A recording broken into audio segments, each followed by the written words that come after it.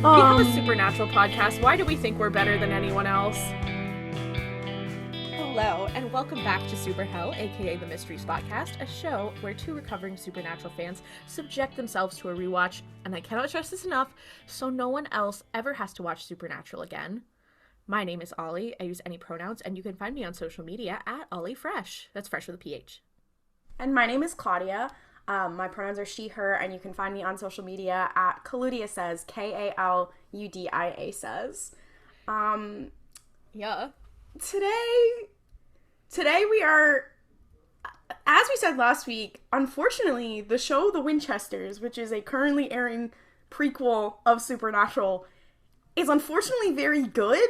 So we will be discussing it once again this week. Yeah, sorry guys. We actually had the text conversation of, okay, like, when are we gonna record? And it was like, oh, well, we have time, we should record. And then it was like, well, we should probably wait for the new episode of The Winchesters to come out so we can talk about it. And I'm like, who are we? Yeah, and also I will say, the week before this one was an election week, and it airs on broadcast TV, so, like, there wasn't a new episode last week, so we were talking about one episode. We waited for one episode, so it's getting dark in the chat, so we will be only talking about one episode of Supernatural in season 2. However, this is an episode that we probably would have spent an entire episode on anyway. Yeah, that was my thought. This episode is, loaded. So there's a lot to say about it. But also what's nice too is that now we're also just going to be able to talk a little bit about the Winchesters as a wrap up. So yeah, do we want to get into it? Let's get into it. So if you are a listener, you know that whenever angels are mentioned, we get a little crazy because Castiel has not been introduced yet. I don't even think at this point the writers thought they were going to have angels in the show, which makes watching this episode and episodes like it, in retrospect, fucking crazy bonkers bananas. Mm-hmm. No, it's so... yeah. It's very dark. So, this episode is called Houses of the Holy, and we've had a couple episodes where we've dealt with them, like, coming up against Christians, basically. But this is a big one. It's not just, like, things that occur. There are lines that are said that I wish I could directly quote, that knowing what does occur, I feel crazy listening to them. I fear this is going to be one of our episodes where we are like, oh no, Supernatural is unfortunately good. This is kind of a weirdly philosophical episode as well. This episode starts with a very classic Supernatural opening. It has a cold open. There's a woman. Her name is Gloria. She's sitting watching TV in her house. It's really dark. She's smoking. There are these statues of angels that are on a desk next to her. And she's flipping channels, and there's a program with, like, a televangelist preacher talking about God. And she's like, I'm going to turn off the TV. And he's like, oh, Jesus saves, even if you're down, whatever. And she's like, ugh, and she turns it off. And then the lights start flickering. The TV suddenly turns back on, and the man keeps talking about, like, angels and God. And she's, like, trying to turn it off, and it won't turn off. And then everything in her house starts shaking, and she stands up, and there's, like, a bright light behind her. And she turns around, and she's like, oh, holy shit. And there's, like, some sort of shape in the middle of this bright light. I want to note here that, again, I don't know if this was planned or not, but it's very similar to how angels actually do appear later in the show. So, it's also so funny because you think this televangelist priest is going to be important. He's not. Because the other thing, too, that happens is she's, like, she sees it, she turns off the TV, then the TV turns back on to this guy being like, Jesus saves. So it's like, oh, is he doing something with the TV? No. It's just, like, symbolism, basically. So she sees this shape, and then it immediately cuts. We don't know anything that happens. That is also something that should be noted, is that she was dressed very, like scantily clad. Yeah. Like, she was clearly, she's clearly a hashtag sinner. Yeah, she's you know, as the next episode is called, Born Under a Bad Sign. Anyways, so in the next shot, we are in, like, a hospital room, and she has no makeup on. She's, like, sitting reading a Bible, like, calmly. and someone comes in the door. It is Sam dressed as an orderly. And you're like, what's happening here? He starts interviewing her. She is in a psychiatric facility after she murdered a guy named Carl Gully. And she's like, oh, well, an angel told me to do it. And she's like perfectly fine, everything. And Sam's like, the fuck? But she's perfectly fine and at peace. And she's like, oh, well, I already told everyone about, what happened. But, obviously they wouldn't believe me. And he's like, why don't you tell me what actually happened? And she's like, oh, well, there was an angel who was sent from above and told me to do this, and I did it, and that was God's will, whatever. And Sam's like, okay. It cuts to Sam is coming back to a motel room. This scene, it's a classic scene, but it's also another one that's like, and who was this for kind of deal. I'll tell you who it was for. It was for me, because I thought it was funny as shit. It is pretty funny. Basically, Dean, because in the last episode, they are being chased by the FBI and they have to keep a low profile, Dean is basically stuck in his motel room. So he's been occupying himself in strange and weird ways, and they're obviously trying to have a sexual innuendo with this, but it just ends up being weird because, again, they are brothers, It's getting dark in this Chili's. What is the thing? I've never, like, what is the thing that he is using? Like, what is it? I've never actually seen one in That's because they're like, girl, why, first of all, you're not staying in places regularly that would have this sort of thing. It's one of those beds that you put 25 cents in and then it vibrates. And y'all know those? They have them in The Sims, too. Like, and I'm like, and they are implying that this is in, like, every motel they stay in. And you're like, it's not, but... I mean, I think it also, in this hotel they were staying in specifically, it had, not posters, but it had, like, cutouts of, like, women posing, I was like, like, pinup style. You're like, I have a lot of questions about that. I don't even know, like, where are they? Are they, like, in Las Vegas? Like, where are they? I don't remember. We know, don't we? Doesn't it say where they are in this one? I don't know. But yeah, so... I don't think it does. I think this is one of the rare episodes where we don't actually know exactly where they are. We're having a time where they're like, did you know that Dean's a slut? And you're like, okay. All right. That's what's happening. So yeah, so we got to Dean. He is using this bed-shaking contraption, and everyone's like, haha. It's a masturbation joke. And you're like, okay, we get it. And now, remember, this is an episode about angels. And we've already begun it with Dean having a sexual experience. So, let's all just unpack that. Number one. And he's like, Sam, can I have some more quarters? And Sam's like, you're disgusting. No, I don't have any quarters. Fuck you. And he's like, okay, so I went to the place and this is what she said, and she says an angel told her to do it. And then they have this conversation about if God and angels are real. And they've done this with, like, every monster, to be fair, where Dean's like, I don't believe it until I see it. And Sam is like, girl, we hunt monsters for a living. There's tons of things we haven't seen and then they exist. Like, logically, I think that's normal. And he's like, we've seen demons. Like, why wouldn't they? And he's like, there's tons of lore about angels. Like, why wouldn't he? And Dean's like, no, I think that's stupid. He's very adamant. Like, he's like, no, that's dumb. Now, this is a bit spoilers for the rest of the show, but every time they have a conversation like this, it's fucking crazy, considering that canonically, God is writing their story and puppeting them, basically. So he is tee-hee-ha-ha, having a little laugh about the fact that these two are like, I don't believe God is real. And angels? And then, of course, they have a huge deal in later on in their story. It's just crazy that he's like, I don't believe in God. I think it's stupid. And then you're like, my good king, you are going to be killing God later. Is it stupid, Dean? They're like, okay, let's go investigate the guy who was murdered's house. His name is Carl. And and they find a woman's skeleton buried there, and they're like, what? Huh?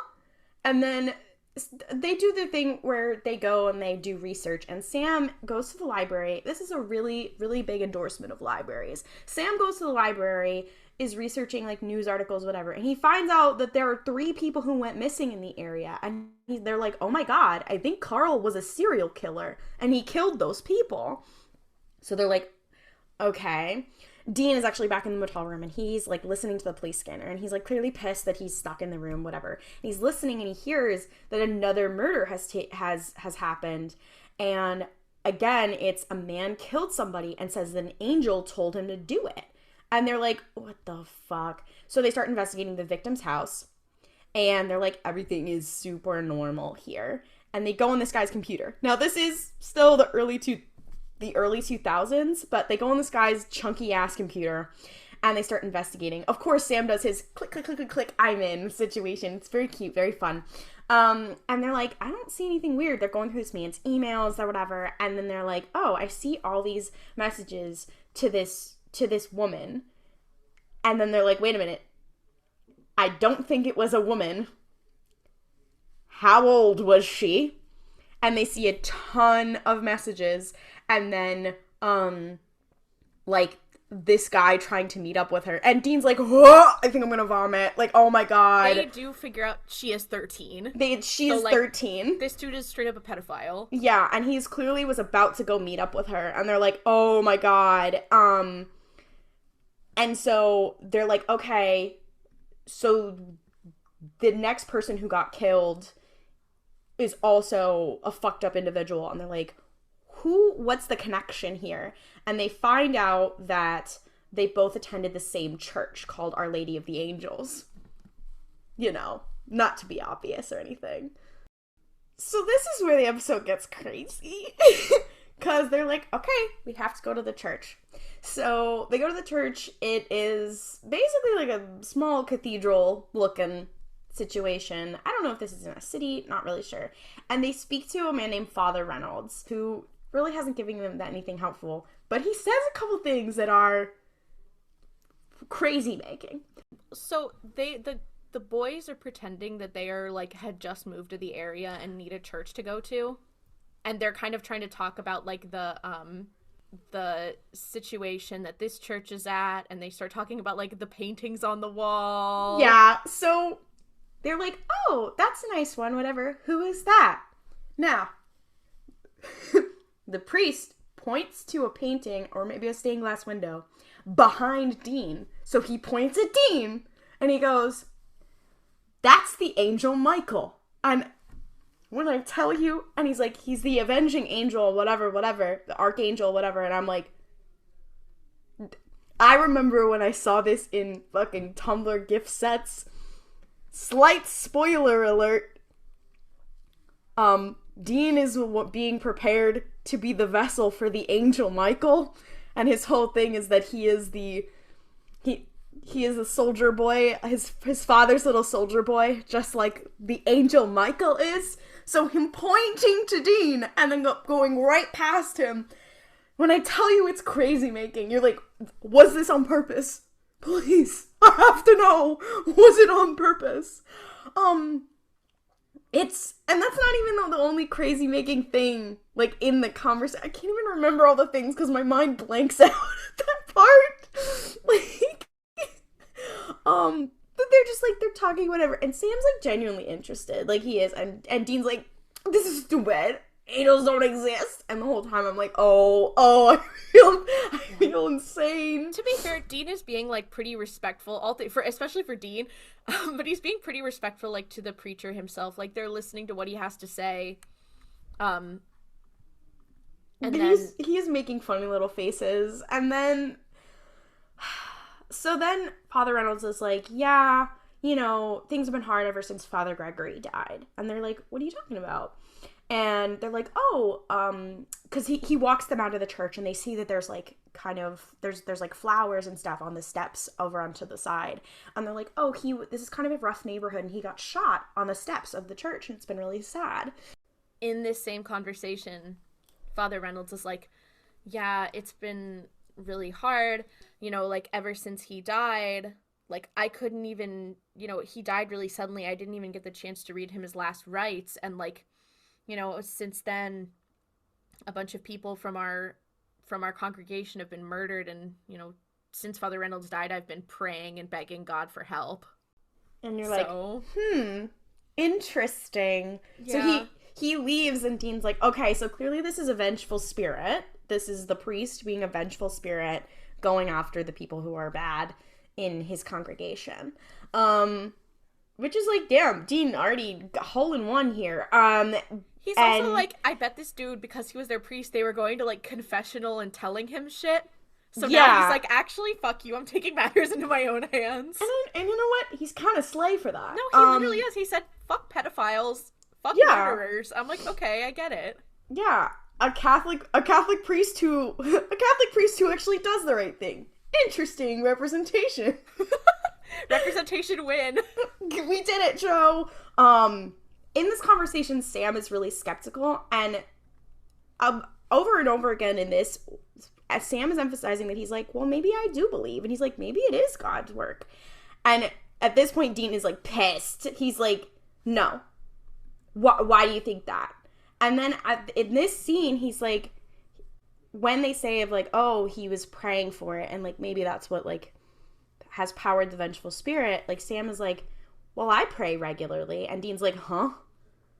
You pray regularly? And this is kind of a revelation. And it's especially wild because like Sam has already gone through so many things. And you're like, wow, that's pretty crazy. And like Dean can't contemplate this. Knowing what occurs and who ends up being the person who prays the most later on, I'm screaming and I'm crying and I'm throwing up. Also, the symbolism here, considering former Catholic here stepping in, considering that, like, Sam is obviously being prepared to be the vessel for Lucifer, and that Lucifer used to be one of, God's strongest and closest, angels, and then he falls or whatever, and the whole story with Sam is that he, like, he was Dad's favorite, and he, was the most following or whatever, and then he's the one who's like, actually, nah, fuck this. I have a lot of emotions about this one. Sam is the faithful one. Also, I'm just thinking about the number of times that Dean has prayed to Castiel. Anyways. Also, another revelation that happens in this conversation. So basically, Dean is like, that shit is stupid. I don't, what, suddenly, Sam, oh, you're this big believer, suddenly you're gonna start praying every day, and Sam's like, actually, I do. So maybe think about that. He's like, check your bias. Check your bias, Dean. Also, thinking about the fact that, like, once again, metaphors for homosexuality, in that, at this point, Dean is like, I don't think that's real, I think that's stupid. And then later on, he is praying to an angel openly. I have many thoughts. Many thoughts. Why are you as a man praying? Why are you as a man praying to another man? Actually, like an ungendered angel being who just takes the vessel of a man. But I have questions, sir. Also, canonically, again, we just keep spoiling this, but like I have to speak my truth. That like Castiel never listens to anybody else's prayers, specifically Sam. He does not listen. That motherfucker is praying all the time to Cass, and he's not listening, and then Dean will be like, fine, I'll do it, and be like, hey, and he'll appear immediately. Again, many questions were had here. So, the fact that this episode is the one where we find out about their philosophy on praying, anyways, also, considering we are watching the Winchesters, I'm like, their parents don't seem very religious. Anyways, putting that aside, so they return to the church, and they're like, okay, we need to go look at the crypt where Father Gregory is buried, and they're in different rooms, and something that looks like an angel appears to Sam, And just kind of like how, an angel, quote unquote, has appeared to these other people. And it tells him, like, you're going to be given a sign of someone that you're supposed to kill and someone who's about to do a very evil thing. And then Sam tells Dean about it, and they get into a huge argument.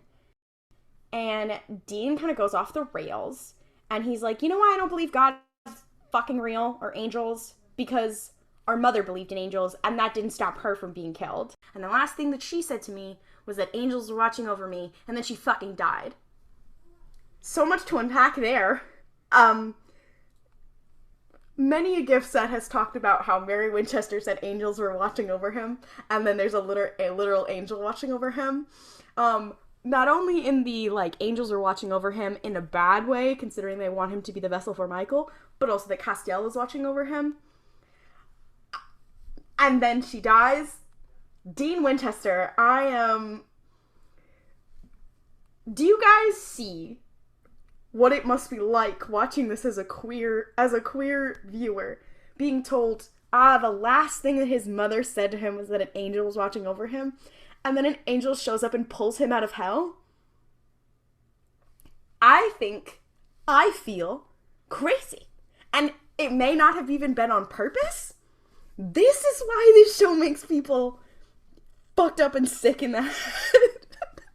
Because I remembered this. Because, like, I watched this, like, Tumblr had already told me, and then I watched this, and I was like, what the fuck? No, because I remember when I started watching Supernatural, like, Cass was already around, and Destiel was already kind of, like, an established ship. So I remember watching this and being like, oh, what? And only later realizing it was not intentional. I'm throwing up and crying. What the fuck is wrong with you guys? Like, they were just trying to, like, make him be sad about his mom, but then, Jesus. Also, since we're watching the Winchesters and talking about Mary, why would she say that about angels? But I digress. Maybe Mary goes through, like, she becomes, like, a born-again Christian at some point. No! Mary! Mary, stop! Careful! Mary, no! Yeah, this shit is crazy. And so they have this crazy conversation, and then Dean is like, Sam, this is the spirit of Father Gregory. And he's like, so we need to summon his spirit ourselves and then, like, let him go. Like, we this is not an angel. And he's like, if his spirit appears when we summon him, then we'll know it's a spirit and not an angel. And then they're like, okay, so they get the supplies to summon him, whatever. And while they're doing that, Sam sees this man that the angel, quote unquote, wanted him to kill. And there's this, like, bright light around him. And Dean's like, okay, I'll take off after this guy because clearly he's about to do something bad. And Sam's like, okay, I'm going to go do this seance and try to summon the spirit. And Father Reynolds, who is the living priest, interrupts him and is like, what are you doing in this crypt, doing a weird summoning ritual? But in the middle of this actual spirit of Father Gregory appears. And Sam is really sad because he's like, oh, it was just a spirit. Maybe angels aren't real. Like, this moment, I get really sad because, like, Sam's whole thing being that he, like, still believes in stuff and has faith even though he is surrounded by monsters all the time is, like, I got a little bit emotional sometimes. I'm afraid they got me. He gets really upset, and then Father Gregory, who's the spirit, he's not malevolent, and he genuinely thinks he has become an angel, and that he's doing God's will. And Father Reynolds, who's the one who's alive, starts, like, arguing with him, and is like, that's not the thing. You are a spirit, and you need to pass on. Like, no. And he's, like, trying to convince him of the reality, and he's like, there's people dying, whatever. And so then, he's like, okay, I will put his soul to rest by giving him his last rites. And that's what they do, which is wild considering, like, okay, if that could work, I want to see a whole Supernatural spinoff that is a priest going around. Also, does that only work on Catholic ghosts? I gotta know. No, because I had that exact same thought. I was like, what if you're, like, so this is something that I think is funny about Supernatural, because it basically does say, like, there's other religions, but, like, we all know this is the right one, right? Like, it's so fucked up that I'm like, guys, what the fuck are you talking about? Like, how come Christianity, and specifically, like, Catholicism, is, like, the only religion that works? I'm like, guys, what are you doing? I'm like, I fear it's getting dark in this Chili's. I have many questions. Like, I don't know. Maybe other rites do work. They do have monsters of, like, various religions and stuff, which they actually talk about in the Winchesters, whatever, that, like, they have to research how to get those, because, like, you know, they're from different religions and different things. But then sometimes things just meld together, and they're like, yeah, we can get them with silver in every culture. And you're like, okay, what's going on here? Close enough. It's a lot. Meanwhile, Dean is still following the guy that the angel told Sam to kill. The spirit. And he stops him before he tries to assault a young woman, basically. Like, Dean follows him in his car. The dude gets out of his car and, like, takes this girl in, and it, like, we see a shot from inside the car where it's like they're on a date, and she's like, yeah, ha ha ha, I thought we were gonna see a movie. And he pulls into, like, a parking lot, and he was like, sorry, I've never done this before, and pulls a knife on her, and then, like, tries to, you know, do bad things. And Dean's like, oh my god, and gets his ass. No, and Dean runs, the girl starts, like, screaming. Dean runs up and fucking punches out the window of the car and beats the fuck out of this guy for a second. And then he runs, he gets the girl out, and he's like, this scene is so 2000s, but it's so slay. Dean is, like, talking to her. He's like, are you okay? Are you okay? And she's like, yeah, I'm fine. He's like, okay, I'm gonna chase him. Do you have a cell phone? And she's like, yeah, I do. And he's like, okay, call 911. I'm gonna go fucking get his ass. And I was like, I love when Dean just gets to have, like, a slay moment. Yeah. I feel like this is something I will say about Dean, is, like, I do really like to see him interacting with, like, victims of whatever situation is happening, because he has this very unique, like, perspective and this very unique touch that you only see him give to people who have, like, been through something very traumatic, or who are, like, children, because he has this kind of same, like, very, like, it's almost like he has this, like, comforting presence that he only uses in that situation. I'm like, slay. He is slaying so hard. Because it's usually Sam who's the one who's like, hey, like, I'm the nice one, I'm whatever. But then, like, in some times of strife, whatever, Dean's like, I've got you, whatever. And that does go back to the first episode where you're like, Dean is the one who was, like, comforting Sam and, like, literally carrying him out of a fire or whatever. So you're like, oh, he's been doing this for a long time. I fear I'm upset. I fear I'm... poor little meow meowism, I fear. But also, in this moment, he is also kind of out of his element, because he's not chasing, like, a monster. He's just chasing some fucked up dude. And then it also, that's when it gets wild, because he's like, shit. And so he's like, he starts chasing him, and the man gets in a car or whatever, and he's like, I don't know what I'm gonna do. He's just, like, a regular guy. And then the man's car, like, almost crashes into a truck. And a metal pipe from the truck goes through the windshield and impales the man instantly and kills him. And Dean's like, what the fuck did I just watch? Dean, like, jumps out of his car and runs, and he sees this pipe. It's, like, impaled this man through the windshield of his car, through his chest, and through the seat. So it's, like, sticking all the way through to the back seat of the car. And Dean's standing there like, god damn, bitch, what the fuck? Holy shit. And Dean's like, huh? I have never seen that shit happen in my life. That is crazy. And he's like, what the fuck? So they're back at the motel, and Sam is explaining to Dean, like, why his faith is important to him. And it's very emotional. It's a lot. Again, it's very difficult, also considering how he is manipulated later on. It's... What does he say specifically in this scene that's different from the other ones? I'm trying to remember. Who, Sam or Dean? Yeah, Sam.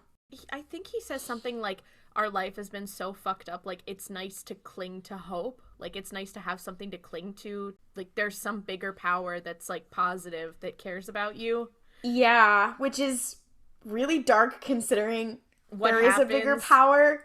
And it does... it does care about you quite a lot, but not in the way you want it to. Yeah, who just treats you like his blorbos, unfortunately, and you're like, oh, this is so dark, this is so... And then you're like, I get it how, 15 seasons later, they're like, let's kill this bitch! I kind of get it. And then Dean responds to him, and he's like, So Dean starts talking. I have to add, a song does start playing. Oh, yeah! Oh, it is Knocking on Heaven's Door by Bob Dylan that does start playing.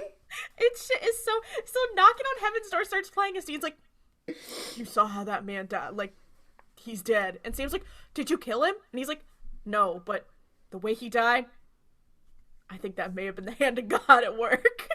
And you're like, and first of all, Chuck was absolutely dying right in that line. Oh, he was laughing his ass off. But also, like, considering the symbolism and also the mention of Michael earlier, you know how you have, like, Michael with his sword, his spear usually depicted in certain ways, and then this man dies in front of Dean, who is supposed to be Michael's vessel, with literally a fucking spear through his heart. You're like, Supernatural, I fear, once again, you have done accidental symbolism here, because I don't think that was on purpose. I really don't. I don't think it was.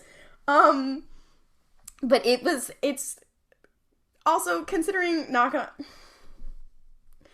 Dean beginning to believe is just so, And that's the end of the fucking episode. Yeah. So, like, guys, what? It's like a uniquely, like, kind of sad and poignant episode when you have the two priests who were talking to each other, and then you have, like, Dean and Sam, like, talking about faith and their trauma and whatever. And this, talking about, like, what, your Christian faith means to you in, like, kind of a more philosophical way in a show about hunting demons on network TV between two men is so... This show is crazy. It truly is. And you know what? That's the thing. This was a very good episode. And I will also say the parts with Father Reynolds, like, he is really performing. Like, it's a very interesting character where he's like, girl, why are you performing a seance in the basement of this church? Come with me. And then he's like, oh, wait, there's a ghost. This shit is crazy. Every time, I rewatched this episode a couple times. I was a guest on someone else's podcast to talk about this specific episode. Every time I watch it, I'm like, oh, I feel crazy. Like, yeah. I feel nuts. And here's the thing. This is not the only episode pre-Castiel where we discuss faith and angels and God. Because there is another one. Which is so... It's so... Like, that one is the one that many people see in the gift sets of Dean accidentally knocking over an angel statue. Anyways, I'm barely coherent. Guys, no. And you're like, what is wrong with you two? Yeah. There's a lot. Yeah. It's dark. No, I would say, like, I really did enjoy watching this episode. I accidentally watched most of this episode on regular speed instead of my usual 1.5 speed because I was just enjoying it so much, and then I was like, oh wait, this is taking a really long time. It was, it's hard because I keep being like, it was just, it was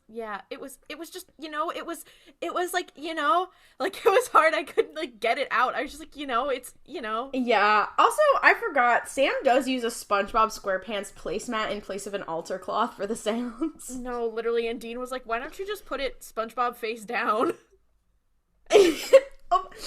Oh, Supernatural. Why are you like this?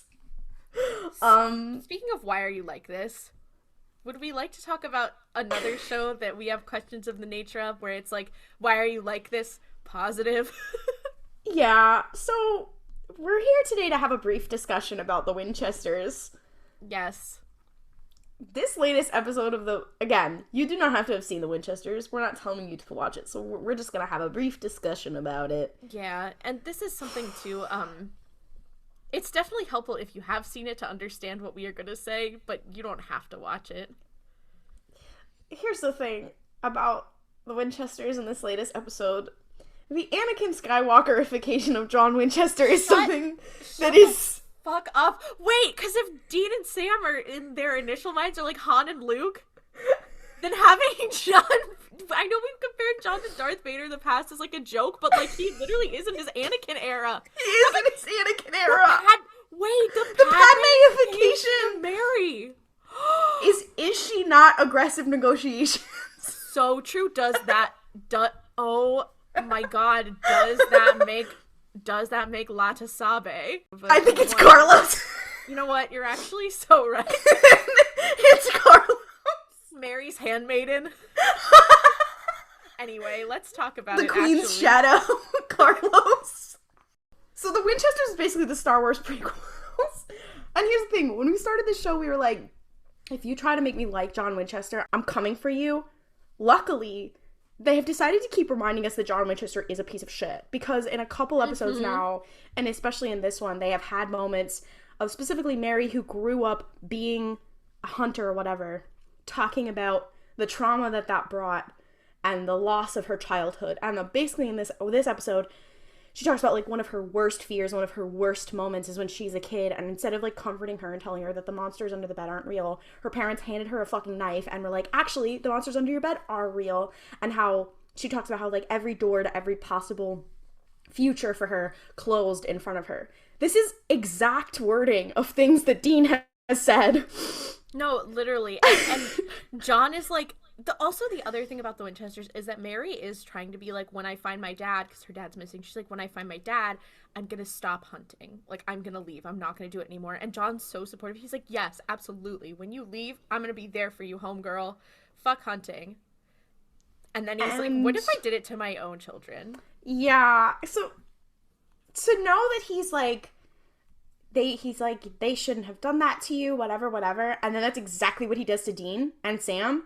I was like, John Winchester, the fact that you get into heaven raises my fucking blood pressure. I'm gonna kill you. I can't wait to see what sort of memory, traumatic brain injury he deals with that makes him forget all of this. It's the lead poisoning! No, I'm telling you, I do think that in the Winchester, in the Supernatural, like when Mary dies, like, in Supernatural, she was like, oh, something happened to John, I have to fix him, I'm gonna help him remember, and then she dies and John's like, I have so much brain damage, I'm gonna start doing bad things now. And and another piece of this is that, like, she also, not only does she not want to hunt anymore, she wants to leave Lawrence.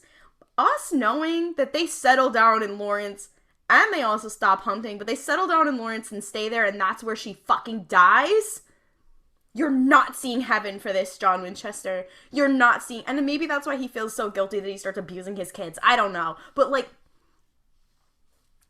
And you know what? This is a good show, because it makes me hate John Winchester more. Because here's the thing. It makes me hate John Winchester more, while also keeping him, like, an interesting and enjoyable protagonist. Yeah. My hatred for John Winchester is not bogging down my enjoyment of the show. If anything, it makes me enjoy it more. Also, I'm loving Mary. I am too, but it makes like John's turn so much more tragic because like you do like this John in the Winchesters is like very likable. Like he's a good guy. He's emotionally vulnerable. It's the Anakin Skywalkerification I do fear. It is, and I'm just like I'm fascinated to see what they're gonna do to make him turn into such a sleazeball. I mean, it might just be that like, you know, losing his wife, something breaks in his mind. I don't know what it is, but. I just want a shout out to the side characters. Carlos, Lata, Ada, they're all very slay. No, Ada was, Demetria McKinney, who plays Ada, she's acting her ass off. All of them are, TBQH, but in this episode, we deal with some things where Ada, like, had fallen in love with a djinn and has a son who's, like, a older teenager, like, maybe very early 20s. She's just like Dean Winchester for real. but he's like half human, so it's really interesting. Like she's like, I don't like know how to rectify this. That's like, literally what really happens hard. to Dean Winchester. Yeah, it's just He does have to parent a half human child with an angel. Oh my god, it's don't, because Dean Winchester wishes he was Ada Monroe. Oh, absolutely. Let's be real. Sam Winchester wishes he was Ada Monroe because Sam wants to be a witch so bad. Literally anyone would wish they were Ada Monroe. She's so slay. Lata is always like, I want to be you. I want to be you so bad. Also, Lata having a little moment with her son. I'm like, are you guys? Good for them. So true. I was like, he has taste. Like, they're so also in this episode, so they have a whole thing where, like, you know, the classic thing in a TV show where they're like, okay, something is happening in their mind, so we have to have somebody who's close to them, like, help them with their traumatic thing happening in their mind. It's a very classic TV thing. They have established in this show that Mary Winchester, Lata and Carlos are close friends of Mary Winchester, but in this moment, they are playing up the fact that, like, in this whole episode, they're playing up the fact that Mary and John have gotten closer and closer and definitely like each other, to the point where Millie, who is John's mother, is like, can you just, I'm tired of you two dancing around each other. Can you, like, just talk to her, please? But it's very funny when they're like, oh, Mary's having a hard time and they need somebody who's really close to her. John, can you do it? And I'm like, she's known him for, like, maybe a month. Yeah. No, I'm literally like, if I was Carlos or Lata, I'd be like, because Lata's the one who's like, John, maybe you should do it, right? It was Lata who said it. Yeah. And the idea of Carlos being like, damn, bitch, okay, fuck you. Oh, they were matchmaking. They were like, clearly this is something they have to do to go through together. No, and also, but the fact that this was something that John went through with her, fuck you, John. John Winchester, if I see you in the fucking street. No. Also, basically, just so we're clear, so the premise of this is that, like, Mary has been attacked by something that is, like, left something in her mind, and if they don't get it out, she's gonna die. So they have to go through, like, her traumatic memories to try to find where it's hidden, because it's like, oh, well, this monster is gonna hide its, like, little talons in your traumatic memories because you don't want to deal with it because you hide it away. So it's literally Mary and John, like, going through some of her most upsetting memories, and it's fucking crazy.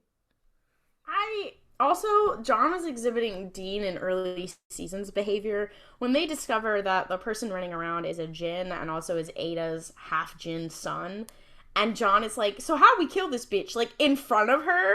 Yeah, I'm like, I fear you pass that behavior to your son. Yeah, and to be fair, he doesn't say it exactly like that. But he is like, well, regardless of who it is, we're hunters and it's our job to hunt these things. And I was like, John, you're such a fucking little bitch.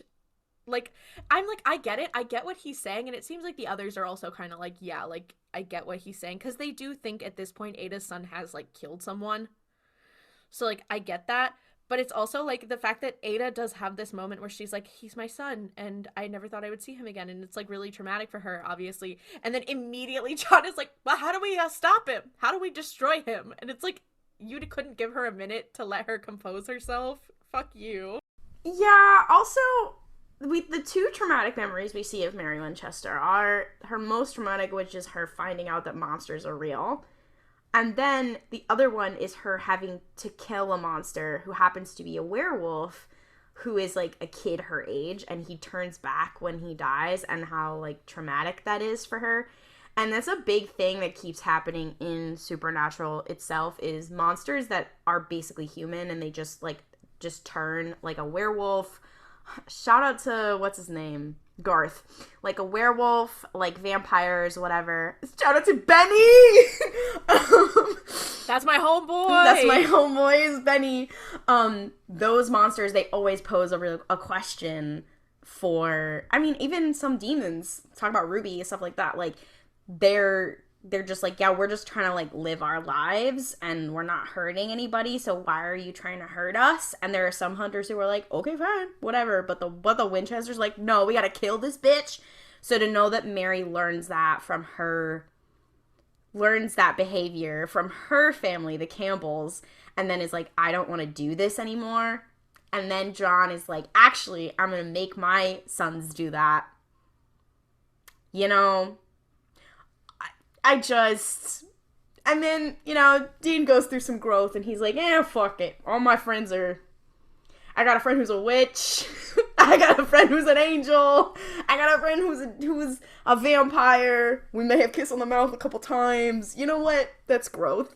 But it was in Purgatory, so it's not gay. Yeah, it's not gay if it's in Purgatory. That's fair. Which is why when he basically said "I love you" to Castiel in Purgatory, it didn't count. Yeah, he was like, "It's okay, guys. I'm straight in real life. In the real space." Yeah, don't worry, guys. Don't worry, guys. I'm not gay. Yeah. Dean Winchester clinging so hard for so many seasons. Yeah. Also, every time Jensen Ackles speaks in the Winchesters, it always gives me a fucking jump scare. No, because, again, I say this every fucking time, but he's literally like, "Sometimes when you grow up in this life, it's I'm like, please speak in a range that humans can hear. It's this show, also the fact that Mary and John, they're both car people. You know, and Dean's like, I have mommy and daddy issues. Also, I love cars. Yeah. Dean said, don't worry. No, because it's a wonder that Sam turned out as seemingly well-adjusted at the beginning of this show as he did, because, like, his parents are so Dean-coded. It was the demon blood, actually, that put him on the right path. No, he said, oh, thank God, I can't. Sam, I know that, like, throughout the show we see Sam as, like, not as well-adjusted as he comes across, but a lot of that is brought on by, like, the circumstances. But it's and also, like, I'm like, dang, Dean became his parents and then said, I'm gonna be like if my parents were good, and then he raises Sam and he's like, don't worry, I'm not gonna let you turn out like them, like me. It's dark. It's so, like, yeah, does Sam become Lucifer a couple times? Sure, but it is Dean who's the more fucked up one. No, continuously Dean is the one who is making worse decisions. Like, it's so dark for Dean. He just this is my thing about Mary and John, is that I'm like, guys, you that's the thing, guys. I'm like, well, what would have happened if Mary had survived and, like, hadn't died like that? But I'm also like, girl, you were kind of fucked up too. Like, I mean, they probably wouldn't have been abused, but I don't think she acknowledges it, you know, like, yeah. Okay, question. Do we think Dean was an oopsie baby? I don't think so. I think Sam was an oopsie baby. No. I don't think so. I think they were, because I think she was like, I'm tired of this shit. I want to settle down. I want to be at home. And then she had Dean. Yeah, and then she was like, oh no, I gotta get another one. This one's got issues. This one needs a little friend. She was like, angels are watching over you because I think you need it. Castiel saw that one and was like, that's pretty funny. He's an LMAO, good one, Mary. Okay. But this episode, once again, of the Winchesters is just very good. It's very interesting, and I hate how much I enjoy it. Yeah, I like the main villain of the show is kind of stupid. They're these bug monsters that even demons are afraid of, and they're like, fuck is this? I do fear, though, that if angels are ever mentioned and or seen in any way in the Winchesters, much like with this episode of Supernatural, I will become the monster. I will become a person. Please, I want them to explain why Mary Winchester would say angels are watching over you to her son. I want to know, because she's not a religious person. And I fear I shall become the monster. No, I fear. It's literally, guys, it's gonna be so dark for us the moment that angels are mentioned in this show, because they have to be, right? It's gonna get so dark. Yeah. But anyway, Winchesters, once again, sadly, a good show. Yeah, we're in the Attack of the Clones era of Supernatural. Yeah. It's a win. A win is a win. Can't wait for the sequel era. Oh, the sequel era. That Wayward Sisters. That Wayward Sisters. There's always time. There's always a chance. Anyways, thank you for listening. For more Cursed Supernatural content, you can follow us on social media at Mystery Spotcast on Instagram, TikTok, and Twitter, although Twitter is mayhaps possibly dying. So we have made an official Tumblr account as well, which is also at Mystery Spotcast. You can also ask us cursed and other normal supernatural questions in our TikTok Q&A, as usual. Now, in our Ask box in our official Tumblr, where you can also ask anonymous questions, or by emailing us at themysteryspotcast@gmail.com. If you enjoyed listening to us suffer, please rate the show, leave us a review on Apple Podcasts, Spotify, Podchaser, Overcast, whatever app allows you to rate and review. It very much helps. Also, tell one friend. Be like a multi-level marketing scheme. Once again, very helpful. If you want to hear more from us, we're also two of the co-hosts of RuPaul's Pod Race, a queer Star Wars podcast. Apologies for how much we talked about Star Wars in this episode. We'll see how much of it stays after the cutting room floor. Yeah. And see you 2 Tuesdays from now for more slaying people, queerbaiting things, the supernatural business.